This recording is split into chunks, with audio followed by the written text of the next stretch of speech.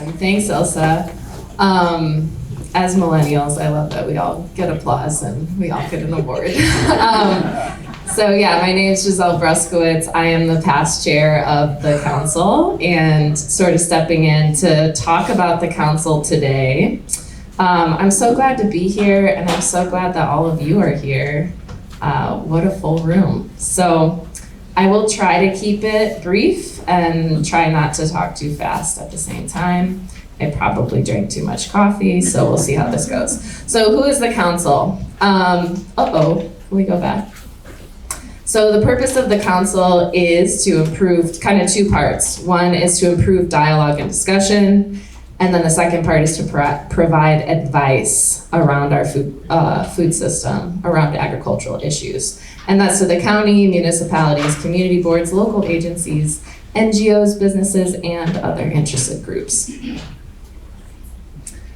So our food system is an interconnected system. We have 15 volunteer members that represent different parts of the food system.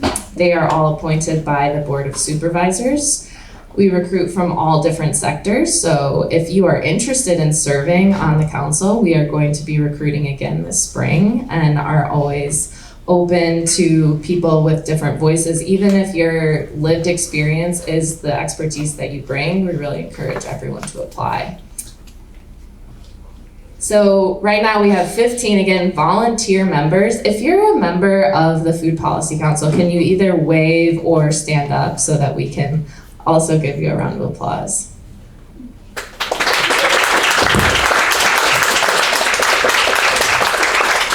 Thank you all. Again, this is public service. People are volunteering their time to strengthen our local and regional food system. So thank you so much for being part of it. So all of our work is rooted in our values. We have 3 core values that we operate from. The first is that we are community-based. So, should I read off the slide or off the paper? First, we're community-based, so we want to celebrate the diverse cultures in our community and build a community-based food system that continues to celebrate this community. And we also are grounded in equity, so building a more equitable food system. So that means people, regardless of gender, race, class, ethnicity, ability, any other identity, is welcome here. I want to take a moment too to say, regardless of what country you were born in or your immigration status, you are welcome here and you belong here.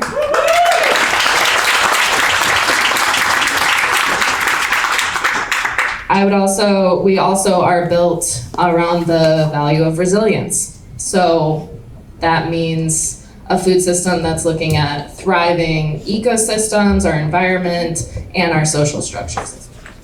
Good morning. My name is Olivia Bullman. I'm the Vice Chair for the Food Policy Council, and I'm very excited to moderate our panel today. So I'll welcome Emily Renshaw from IBRC&D, Gina Hudson and Nikki Ross from Table to Table, and Michelle Kenyon from Field to Family. So our panel is designed to give you an overview of what's going on in our local food system before we break out into our smaller discussion groups so that we can zoom in on different aspects of our food system. So I'll kick off and have our panelists introduce themselves and then answer a few questions. We'll take audience questions at the end, have a brief Q&A session, and invite you to bring ideas and reflections into the breakout groups later on. So our panelists today are from diverse parts of our food systems, and so I'm going to ask each of our panelists to introduce themselves. If you would like to come up.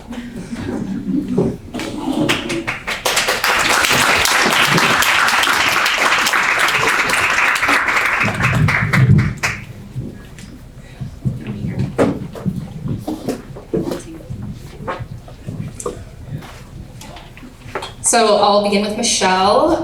Would you please share a little bit about yourself and your organization? Sure. Hello. My name is Michelle Kenyon. I'm the Executive Director of Field to Family. I've lived in this community now for over 25 years. I was just talking about this and it seems to have gone so fast. But my family grew up here. My mother grew up here, and so I have some attachment and connections to the past. of Iowa City, but mostly through my lived experience here in the last, since 1999. And lots has changed. But nothing, what hasn't changed is my love for this community. And it has turned, at least for me, in the last 10 years, my work has gone into building local food systems through the work with Field to Family. So Field to Family is a nonprofit based here in Iowa City. We operate as a food hub that's focused on increasing access to healthy and local foods. We partner with local producers and with wholesale institutions to manage the procurement, aggregation, and distribution of wholesale local foods. And we also operate an online market for households, which is very hyper-local here in Iowa City so far, right now. But our wholesale area covers an 11-county region, from far east as the Quad Cities, and as far west as Tama and Poweshiek County. We also go north to Lynn and Jones County. We primarily serve the K-12 school districts and small colleges, but we also serve a lot of small food-based businesses. And we work really, our focus also is on education, so we work to help chefs and others plan for seasonal and local foods into their menus, which has been a foreign concept for a lot of folks. We're working with institutions who have long-term contracts with large distributors who ship internationally, and so integrating local foods into menus is a very different and unique process for each of our chefs, because their needs are different and their storage is different.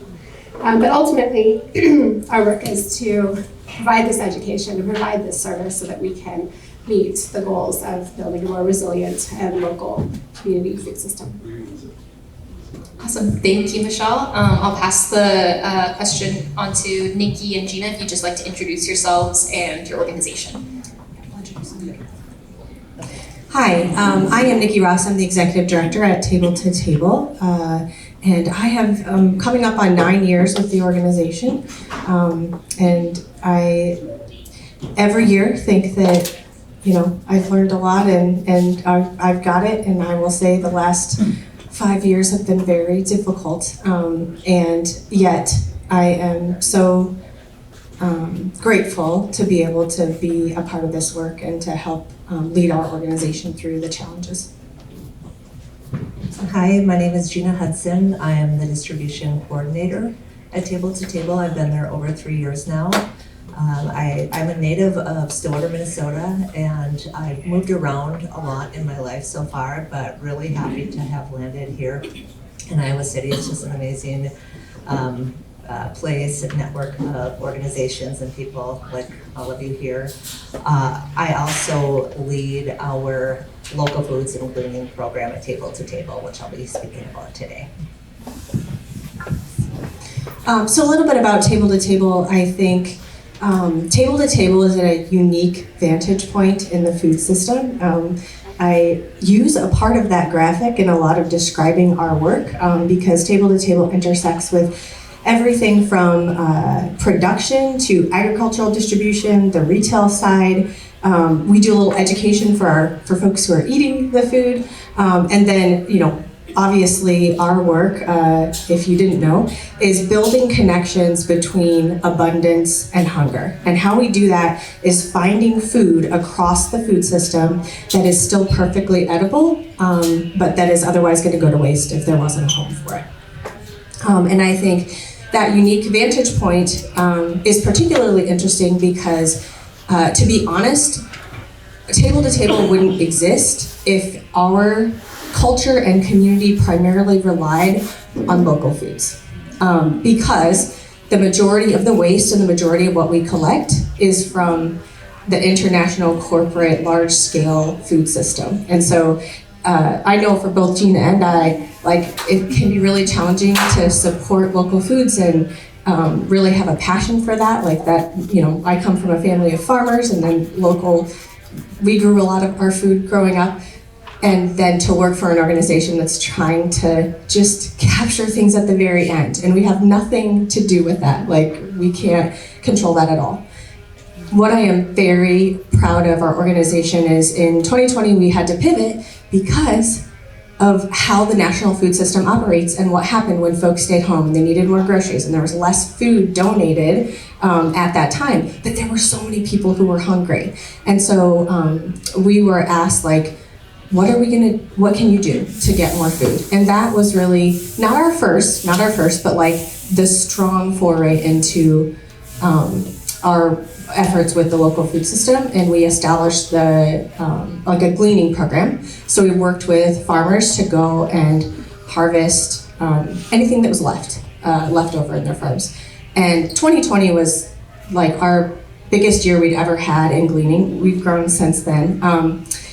But what I can say about these partnerships, so we glean, which is sending volunteers to harvest things that are left. What is wonderful about that is that we know you have to produce more than your market needs for all kinds of reasons, and yet our farmers just don't have the capacity to harvest everything. And it's not actually called food waste when it's on the farm like that, it's called food loss, because farmers can plow that under and try to reclaim some of the nutrients and all that stuff. So we don't consider that waste.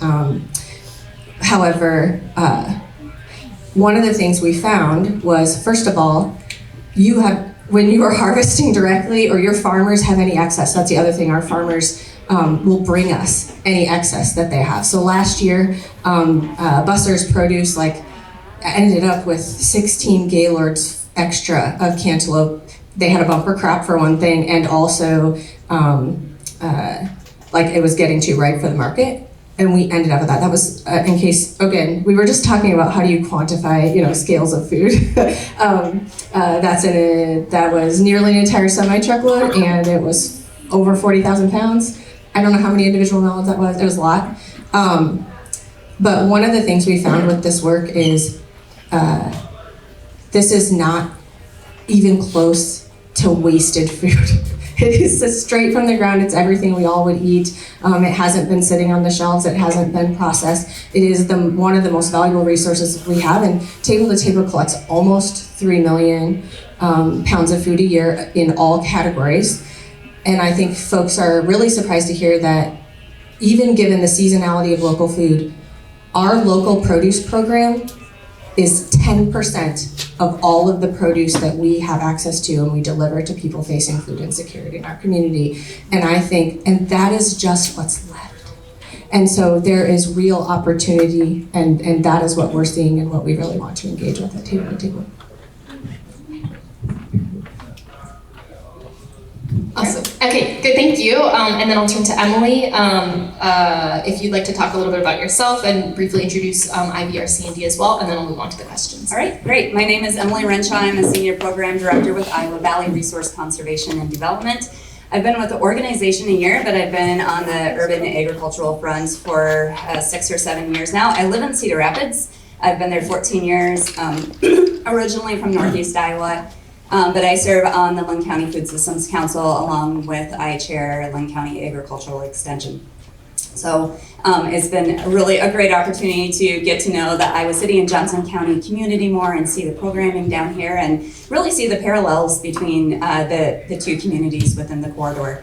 Iowa Valley RC&D, our goal is to have and support a vibrant food system across the state. And so Giselle, who spoke earlier, her team really focuses on logistics and food hubs and getting food back into our schools, and just kind of that larger picture of not only producing it, but how do we get it into the community and into markets, and working with Michelle and the other food hubs to be we can grow it, but we also need to get it to the people within our surrounding communities. My team, I'm on the farmer development side, and so we work directly with a lot of small food farmers across Iowa. Our goal is training, and so we oversee a lot of the activities at the Johnson County Pork Farm. I get the opportunity to work with over 100 operators out there right now and see just a very beautiful and diverse methods of growing and different crops from not only in Iowa, but from around the world. And then our goal is really farmer support. So whether it's wholesale readiness, food safety, things that aren't quite as exciting but really core to get our farmers moving and into markets, that's really where we're at. So yeah, I'll pass it back to you. Awesome. Well, I'll pass it back to you. So IBRC&D works on farmer development and value chain development. Thinking back on the last year or so, what major changes did you see in our food system, and how was your organization impacted by these changes? Yeah, absolutely. So 2025, there was a lot of shifting in the agricultural system, and I'll zoom out a little bit and talk about just agricultural system in general. So USDA lost 20% of their staffing in 2025. That is across the United States. And while a lot of those were in the administrative positions, it just put a lot of locks and cogs. Systems slowed, both on for farmers directly, but also for nonprofit organizations who feed a lot of that funding through the USDA funding into farmers' hands and into the community. What that looked like locally is our NRCS offices lost about 16% of their staff. That meant that farmers who are applying for high tunnels and EQIP and micro irrigation, those applications got put on hold over the time. We saw food prices have now risen 30% since 2020. So I have kids in college now. I'm like, I keep on graduating kids. Like, why is my grocery bill still staying the same? And we've also just seen really dynamic shifts across our farming community. And so even our conventional farmers who typically have those safety nets this year, there has been a lot of concern. Iowa State University came out a couple weeks ago and said that production costs this year will be greater than what the market sales will be. That's their estimation for 2026. And so we're seeing a lot of farmers, both in the conventional and in the food systems, pretty exhausted and really nervous moving forward. Now, with that being said, we've seen a lot of opportunities. We're starting to see a lot of local food farmers collaborate together and seeing less competition and saying, let's work together, whether it's through CSAs and maybe one farmer's doing a CSA and buying from other farmers. We're seeing our NRCS staff is absolutely amazing, just working to do, make better partnerships, ensuring that we can get funding to the farmers who need that funding going forward. As an organization, we had 20 weeks of frozen funds through USDA through 2025. And so that was a lot to navigate. It was a lot of starting, we worked through it. And so, but it was a lot of conversations of how does this look financially? We do a lot of pass-through funding, both to farmers and other organizations, so ensuring our partners were getting paid when sometimes we were not getting paid. When we had those stop payments, when the government shutdown happened this fall, we continued to work through ensuring that we are continuing our support to farmers moving forward. So it was a lot, but I think what we learned is with everyone up here that we're resilient and we're able to shift and continue to work within our communities. Awesome, thank you so much. Michelle, so Field to Family is a food hub which aggregates locally grown food and distributes it across our food shed. What major changes did you see in our food system, and how was your organization impacted by these changes? All right. It was really hard for me to narrow down the many answers I had for this question, I will say. But Emily, that was very concise. I'll try to match that, but you captured a lot of some of the same situation that we had as an organization. We're very thankful to Iowa Valley RC&D for managing the contracts for the USDA funding so well, and also putting the partner organizations front and center as much as they could. As a food hub, our partnerships with producers are essential, and we promise net 30 or sooner when it comes to payment for orders that they've delivered or we've picked up, even if we're getting paid by the contractor or the state or even the customer, the school, later than that. We really strive to do that, and we continue to do that, but it can be really challenging when the funding is in question and the funding comes late. But ultimately, last year we began planning and really had great expectations we were asked to pump the brakes after over 2 years, nearly 3 years of escalating to meet a higher demand, to being asked to meet the contracts from the state that were handed down from the U.S. Department of Agriculture that were really essential to spurning funding into local foods in so many ways. Local foods for schools, local food purchasing agreement, the LFPA, which went to food banks and food access agencies. These funds were provided to the states to implement and move through these channels. The state of Iowa, partnering with Iowa Valley RCND, had a system set up ready to go with this funds. And looking back, I'm so proud of our state for how they accepted this challenge and accepted millions of dollars and got this money out to our producers here and got it to the schools and the food banks. Now, how they do that, they partnered with food distributors, food hubs like Field to Family and food banks and other, and of course, all those folks partnered with producers. And producers were brought to the table as soon as possible to say, hey, what do you have? Because at the point when the money came in, they had already planned for the year. Everything was in the ground. They had what they had. But then we were asking them, okay, let's plan for next year. Let's plan for the year after. And so at this point, last year, we were asking them to pump the brakes even more because we were promised even more funding than we had been before. It was going to be almost a 30% increase when we had already increased over 50% at the time. And that's just us. I'm not speaking for other food hubs. They had similar challenges at varying scales. For our organization, we had just begun and just had succeeded in doing some planning, crop planning with producers so we can make sure the demand is met. And it went really well, so of course we did it again. So here we are now in February of 2026, where over a year ago, we had planned with producers to purchase a certain amount of crops and food to meet this demand, and that food is still sitting here. Not all of it. We have had to be resilient. We've had to try new things. We've been successful in many ways. However, we have a lot of potatoes right now that we had planned with producers to grow. About 4,000 pounds from one and another 2 from another. We were talking to other food hub partners who still have a lot of butternut squash that they had planned with their producers and a lot of carrots. And I've seen this food. It is quality, good food. It was grown to meet this demand that we were asked to meet. And so we're really seeing the effects of the cancellation of these programs.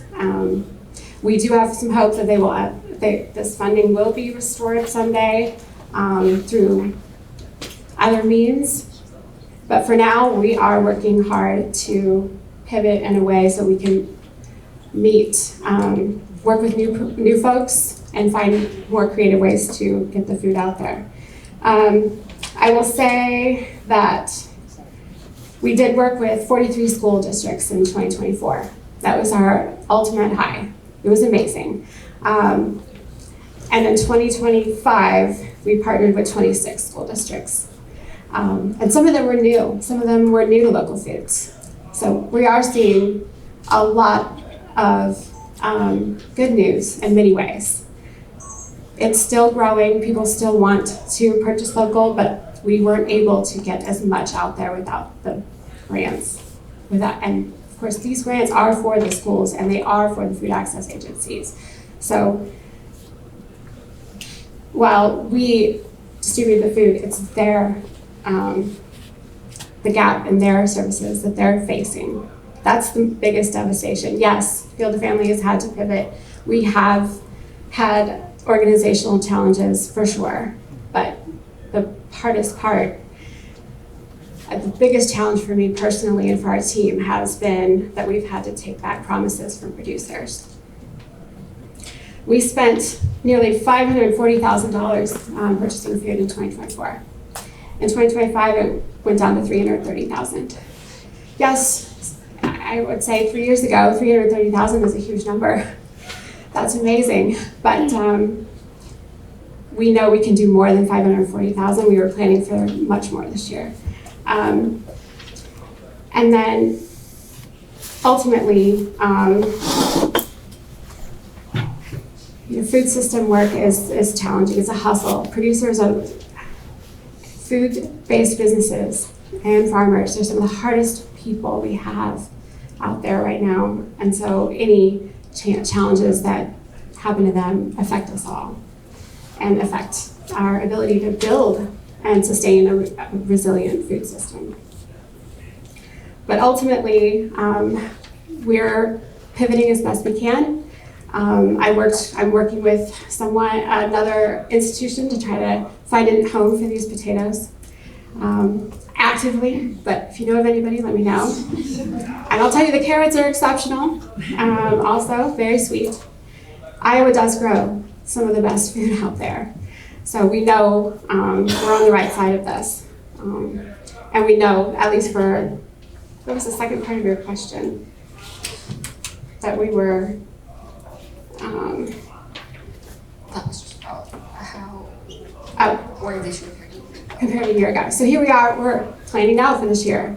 We're in a much more realistic place. We know a little bit more about what to expect. So it does feel a little bit better when it comes from the organizational standpoint, that we can set up a plan early on that we feel better about being able to follow through on.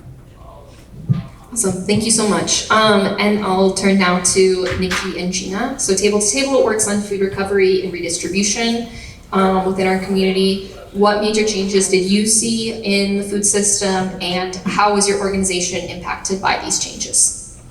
Well, first, I just want to tie to a couple of things that Michelle said. Thank you. Two things it makes me think about is also talking of your potatoes. Okay, so two things. Sorry, I got distracted by surplus food. It's shocking. So the first being momentum, and so what Michelle really described over the past few years is the growing of the momentum for local foods and investment in local foods, and how important that is. And I don't want to get too off topic, but one of the things I'll say is one of the ways that we care a lot about folks who don't have enough money to purchase food, and that is our core responsibility. And so we look at excess as an opportunity. And one of the things that we see is if anybody's familiar with the Emergency Food Assistance Program through the USDA, called colloquially TFAP, is the USDA purchasing bulk products from farmers, institutional farmers, really, truly. That is a source of food for food banks and things. It is also a farm subsidy. So its purpose is to support farmers. And LFPA was a local version of that program, and that's the program that gets cut. And we value the opportunity to collect excess, but I want Michelle's farmers to be paid for those potatoes. In the first year of LFPA, we didn't have as much time for farmers to plan for all that purchasing. And so actually our gleaning program went down. There was less food available because those farmers sold it. Guess what? It was sold and given to our partners. And that was so much better. Like, it was great. It worked out. So I think about the loss of momentum and like, how can we regroup? And, as Michelle and Field to Family and our farmers all are. And then what we see in that excess and surplus. And so, like I said, we are at a unique vantage point in the system, and we work with what's left over after purchasing decisions. Policy choices, market forces have already gone into effect, and this lets us really see abundance and scarcity at the same time. And so this year, we saw not only that with our farm partnerships, but also in changes in demand and gaps from our folks facing food insecurity. You stole my stat, Emily, that grocery prices have gone up 30%, and that really affects the folks that we serve. So compared to a year ago, the biggest change is really how much more fragmented surplus local food has become. We nearly doubled the amount of produce we gleaned and held about 63% more gleaning events. So 100 times we went out and harvested from farms. But that growth actually or from farms and gardens, that growth didn't come from our farms. I think, I can't say for sure, and it's our Food Policy Council that maybe understands the impacts, right? But we see it on the ground, which is that we had fewer farm partners, about half in our gleaning. And at the same time, we tripled the number of home gardeners that we partnered with in orchards and people's backyards. And so we saw stability. Our farmers markets donations stayed about the same. And although we had fewer farm partners, they donated about the same amount of product. And again, it's kind of hard to tell what that means for our farmers in the food system, but they're the results that we see. But taken together, what feels different is just the structure of how this works. And we're going to get an opportunity in a bit to talk about what opportunity that offers us. Yeah, thank you so much. So yeah, thank you everyone. Yeah, it really seems like 2025 has definitely been a year of a lot of different challenges. And so I just want to know briefly from each of you what lessons your organization has learned in 2025 and how you're using those lessons to prepare for 2026. So Emily, I'll start with you. Yeah, absolutely. So like I said, I think everyone on the stage, we found out that, we are just kind of born out of resilience. And the great thing about nonprofits is we're scrappy and we can turn on a dime to meet the need, but that also comes with exhaustion. And so what we need is what we see here today. We need partnerships between cities and counties and private businesses and nonprofits to do the work together. For us, I think our biggest takeaway is, our mantra was we do good work and we're going to continue to do the work no matter what the chaos is surrounding us, to the best of our ability and our capacity to serve the farmers and the food businesses in our area.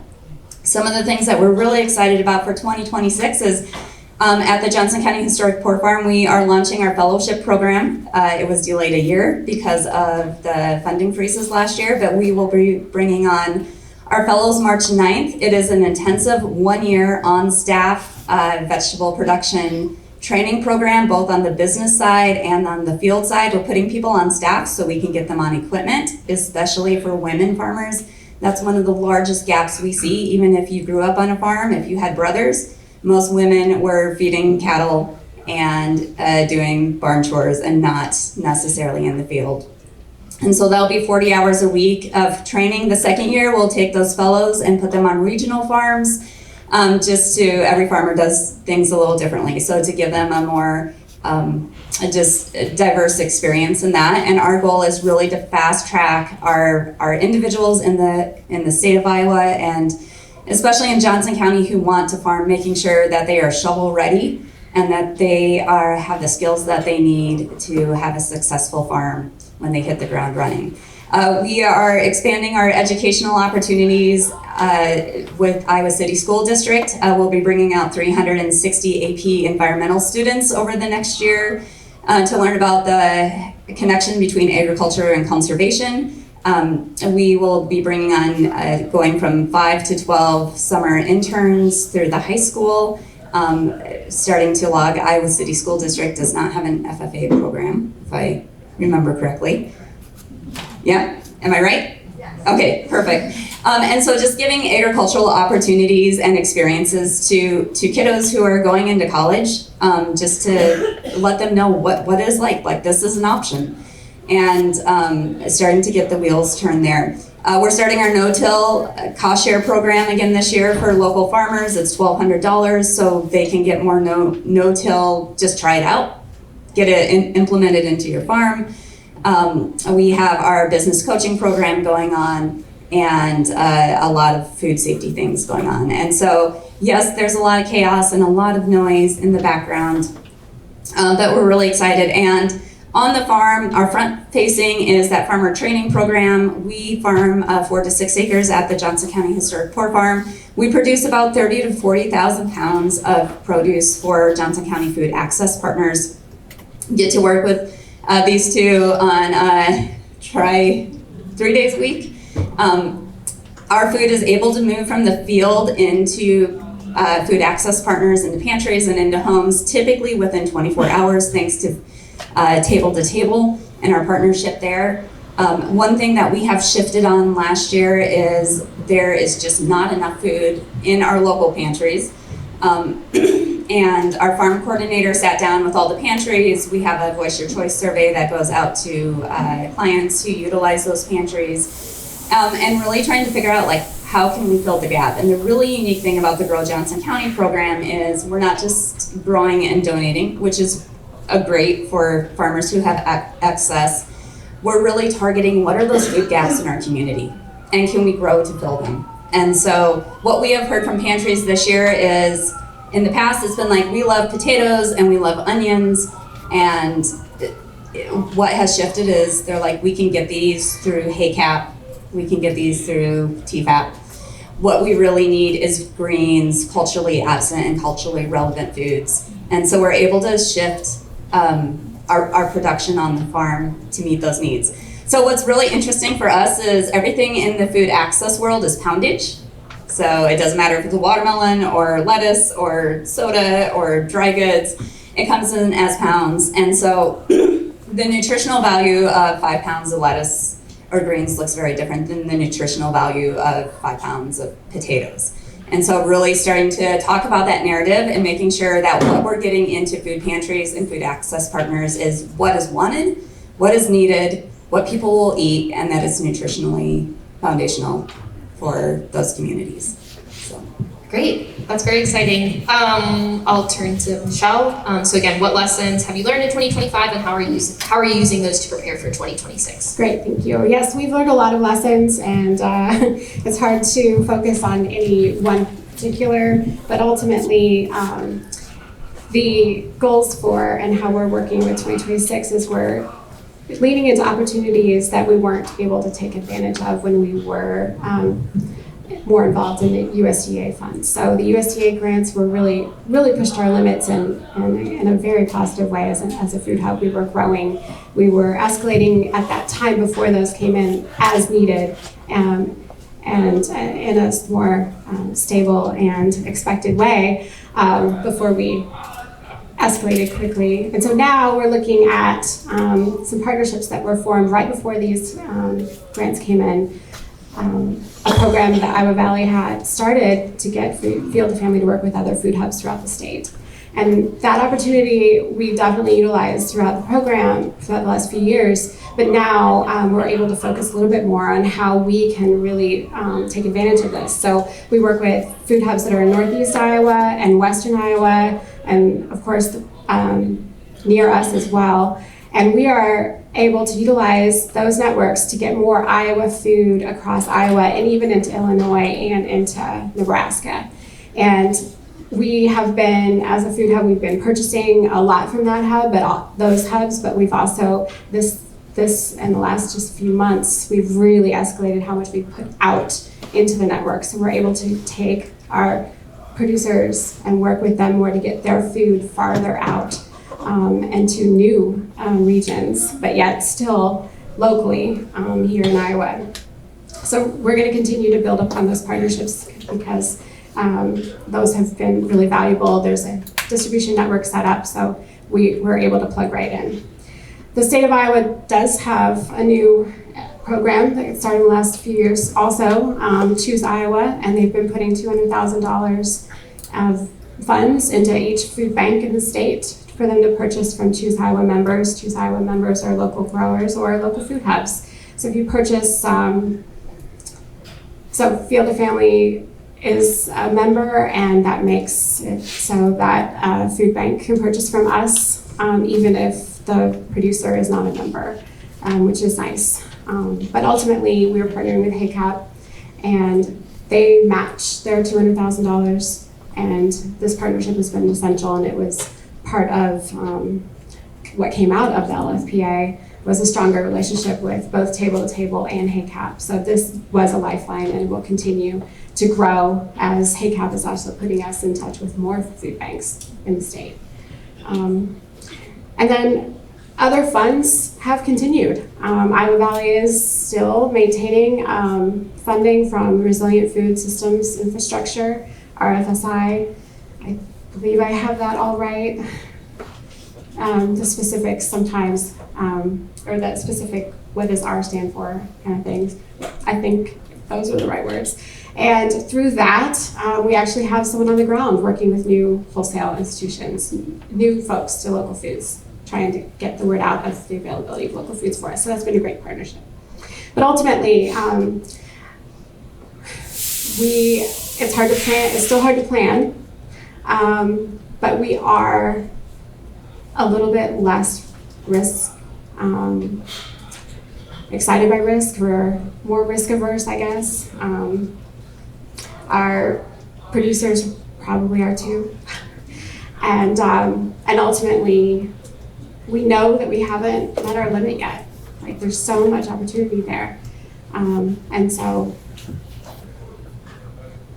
it would be, we would really like to continue to push and get more and more food out there and see what our true capacity is. And right now, there's opportunity, but it's going to be focused on where we have less risk at this point.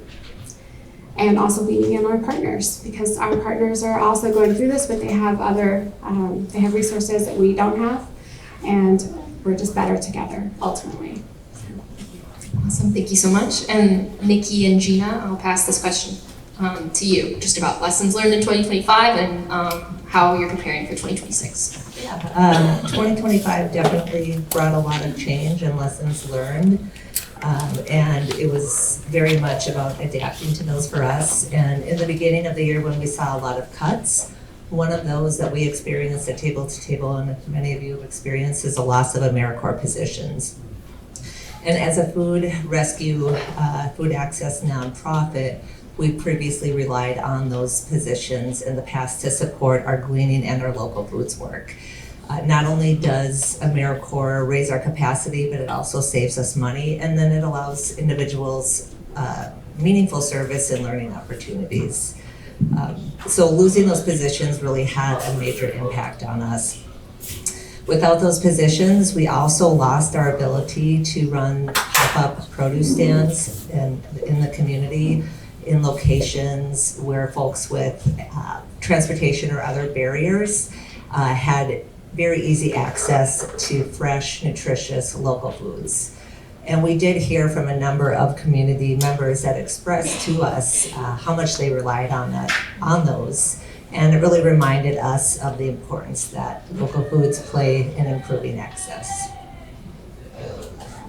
And, excuse me, because we have a small staff at Table to Table, shifting into that gleaning work meant that other areas of our work were going to receive less attention.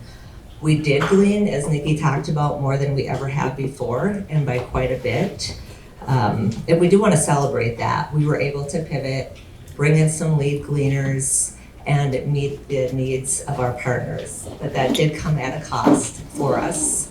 I personally spent about 15% of my time out gleaning, which I love doing, but overall it cost us about twice as much as the previous year to glean, having lost those AmeriCorps positions and more staff stepping in. But we were definitely committed to doing that because we understand how essential local food is to food security and community health. So even when it did stretch us, we were still very committed to that. So a big lesson there for us is that while the work that we were able to continue to do is very meaningful, it's definitely not sustainable for staff alone. So now into 2026, we're working to both reestablish our AmeriCorps positions that we're starting to get back, which is really great. So rebuilding those and focusing more on how we can make local food work more financially sustainable. And then it's just wonderful to have other organizations, so many in the room, Field to Family, Johnson County Food Policy Council, that engage the public on local foods, and that's so important to our operation as well, just really helping to build that community understanding of the work. It helps to make our work possible. So with all that said, our two major goals this year from lessons learned over the past year are both sustainability and rebuilding our capacity. Awesome. Thank you so much, everyone, for speaking on the panel, for taking the time to come here and speak. Endless gratitude, of course, for all the work you do meeting the needs of our community, and for, to borrow your word, for your resilience in responding to these sudden changes. So we are going to take a 10-minute pause.